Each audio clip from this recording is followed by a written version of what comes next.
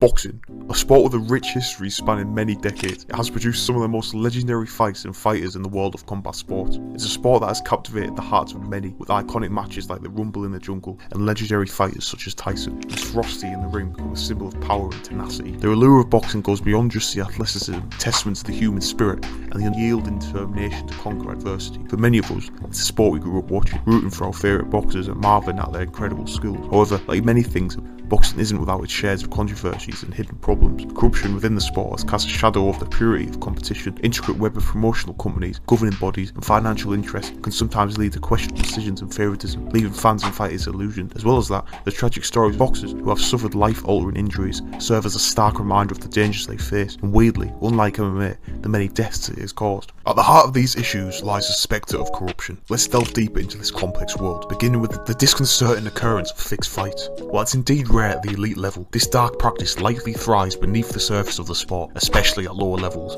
One such scandalous incident dates back to 1939, when heavyweight boxer Harry Thompson openly admitted to fixing two matches, one in 1937 and another in 1938. In these matches he suffered a TKO loss to legendary fighters Max Schmeling and Tony Glentor. The motivation for such actions was unsurprisingly financial gain. Thomas was reported to have received $8,500 and $23,000 respectively for throwing these fights. However, it's essential to mention that allegations of fixed fights extend further, like the famous Phantom Punch controversy in the rematch between Muhammad Ali and Sonny Liston. Many ringside observers claim that the punch didn't seem to have landed, implying that the fight might have been fixed. Although conclusive evidence remains elusive, a related issue that intertwines with corruption is the proliferation of championship belts. The growing number of title belts, each with its own set of weight classes and divisions, has created a situation where more title fights could be organised, generating increased viewership and revenue. This tactic capitalises on the fact that casual fans may not be fully aware of the significance of each belt. Even obscure titles could be marketed as championship belts, which not only grab the attention of fans, but also translate into more significant financial gain for those involved in the sport, because of more attention to the fighters and in turn more money. Now, as a boxing fan, it's hard not to hate for many reasons, especially because it robs us of seeing many great mega fights, all because of money.